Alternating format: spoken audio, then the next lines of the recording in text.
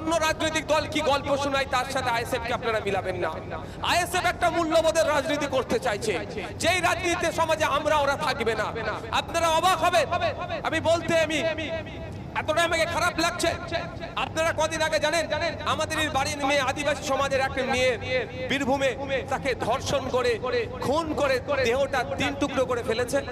2টো টুকরো পাওয়া গেছে, একটা এখনো পাওয়া যায়নি। আপনারা জানেন এটা কি ভয়ঙ্কর সমাজ ব্যবস্থা গড়ে উঠছে? কে করেছে না করেছে সেটা বড় কথা নয়, কিন্তু এই করার সাহসটা পেলে কোথা থেকে? পুলিশিং ঠিকঠাক হচ্ছে না। দেখুন, আমি একটা অন্যায় করতে তখনই সাহস পাবো, আমার মনে প্রবণতা তখনই আসবে যখন জানবো সব তো আমার কন্ট্রোলে আছে, টাকা মেরে দেবো, হয়ে যাবে। কই আপনি যান, আমি দুবাইয়ের কথা বলছি। দুবাই আপনি যান, সব থেকে ক্রাইম ফ্রি দুবাই। কেন? ওটা ক্রাইম বলতেই নাই, 0% কেন?